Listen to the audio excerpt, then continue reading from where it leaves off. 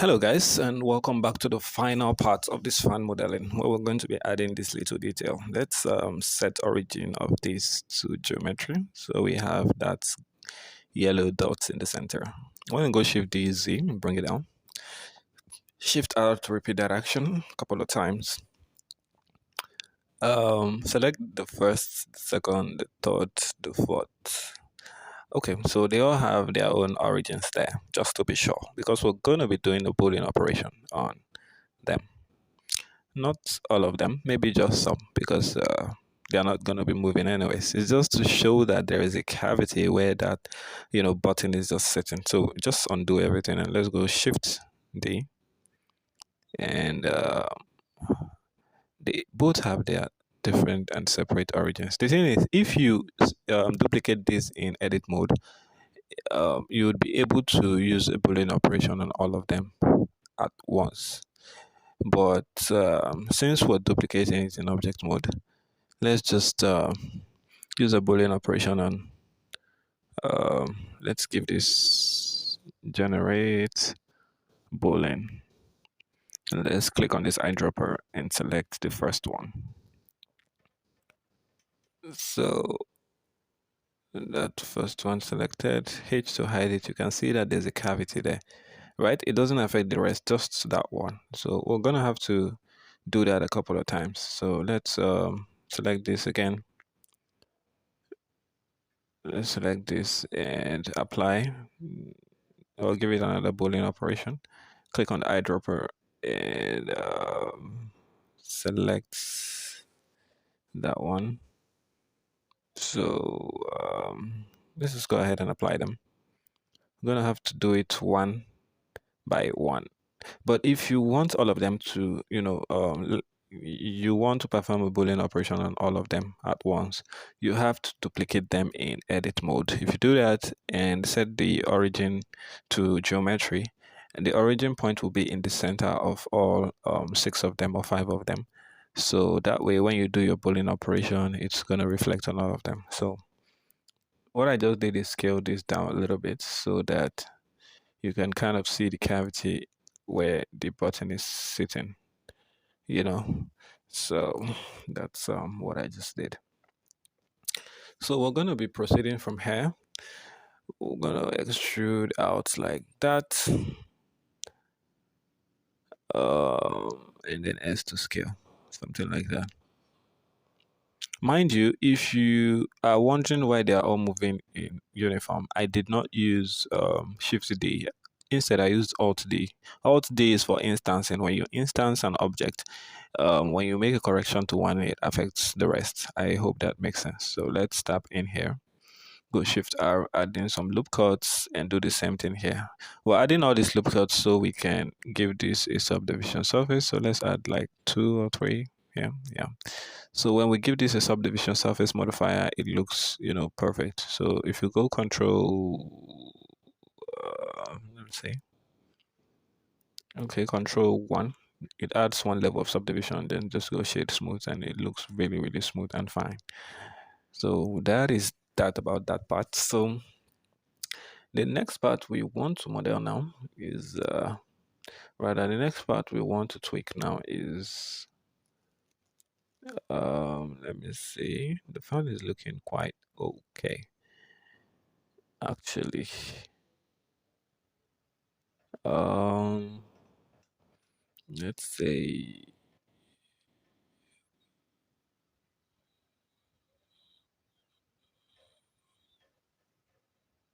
um okay, this is fine, this is fine. um what we might want to do is, I'm trying to look at any other little detail I haven't added yet, so we can add it in. This is it's looking okay. Trying to see if there's a flaw somewhere to correct. So let's go Shift A mesh and then let's just add in a cylinder.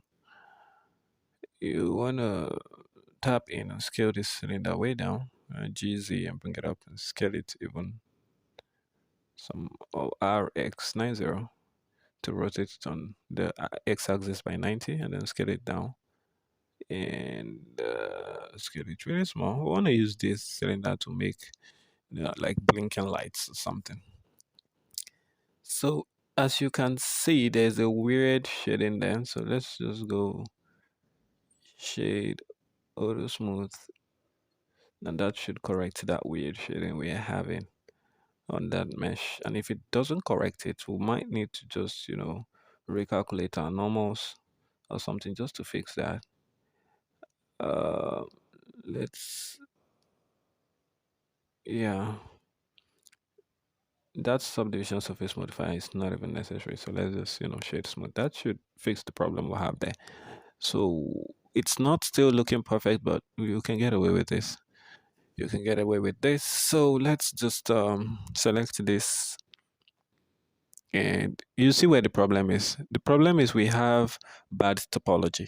We need to kind of select some of these vertices and connect them, and dissolve some of them. That's where the problem. When you do a boolean operation, sometimes it leaves you with some kind of vertices that just messes up your topology.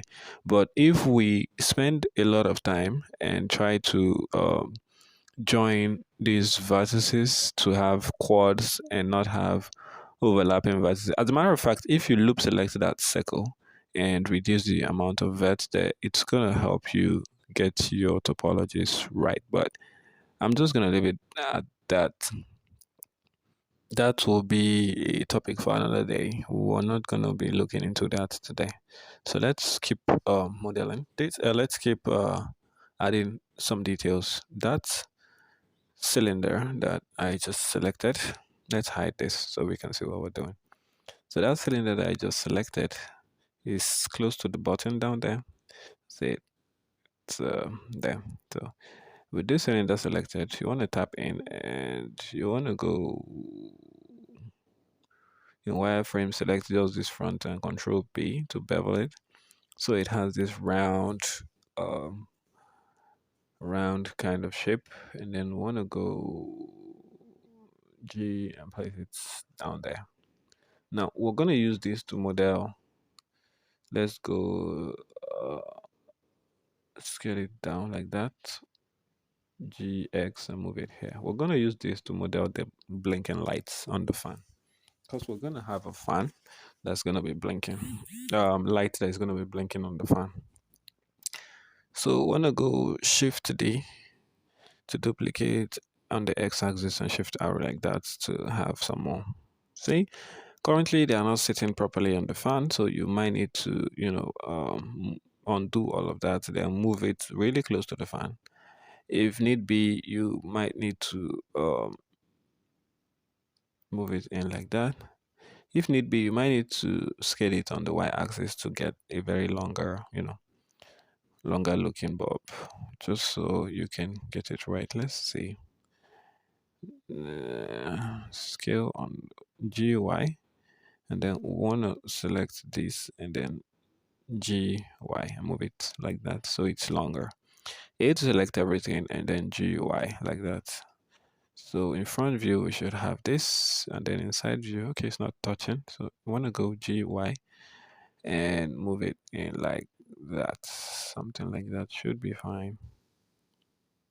I want to tap out and want to go Shift D X and bring it. So if it's embedded in that, all you have to do is just go to your side view and then move it forward a little bit. You guys get to the whole point. Just move it G Y like that. So we're gonna do the same for the rest of them. We're gonna do the same for the rest of them and try to get it to look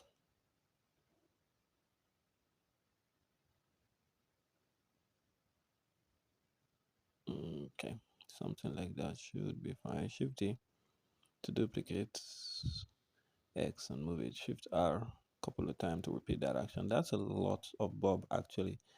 So you could give all of these bulbs different colors. You just have it blinking as the bulb is walking and all.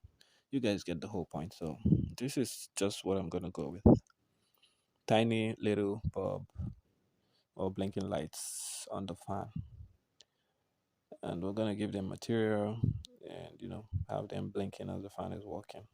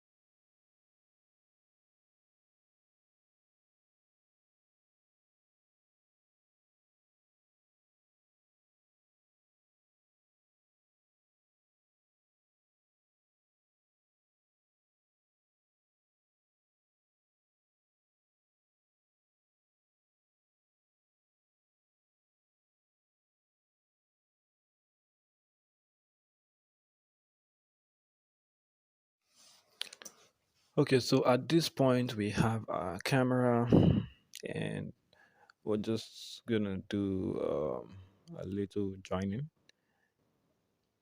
or maybe not. We're just gonna add in a few keyframes actually, because we've joined all of this mesh together. So at frame one, we're gonna go ahead and press I. Okay, it's not working. I is not working. So the easiest way to go around that is to go to frame one. If you press I and it still doesn't work, you can, I don't know why that's not working. Maybe it's a bug. I don't know. But let's just press N. Go to your rotation on the Y axis. Okay, on the Z axis, and press I to insert a keyframe. So you want to go to frame 60, and you want to give it minus 45. So it rotates 45 to the left, 45-degree, and press I to insert that keyframe. So you want to go to frame 120, and you want to duplicate this first keyframe, Shift D, and bring it to 120 so it goes back to its original position. And then you go to frame 180, and then you want to go to your Z and give it positive 45 degrees and press I to insert that keyframe while hovering on the Z axis. So if you select all the keyframe, press T and then make it linear, it's going to be linear. No easy in or easy out. So when you go to your frame, okay, let's make the end frame uh, 200. So you go to your frame one and play the animation. You can see that the fan is moving. It will move here, come back here, and then move all the way to this side, which is what we want. Now, we want the fan to rotate, right? So we're gonna give the fan its own animation. First of all, you want to separate the fan. Control L and then press P and separate. So with all selected now, we're gonna press P and separate by selection. So if you tap back out, you have the fan as its own, you know, standing on its own. So now the fan have those animation. It has that animation already, right? So we just gonna give it its own.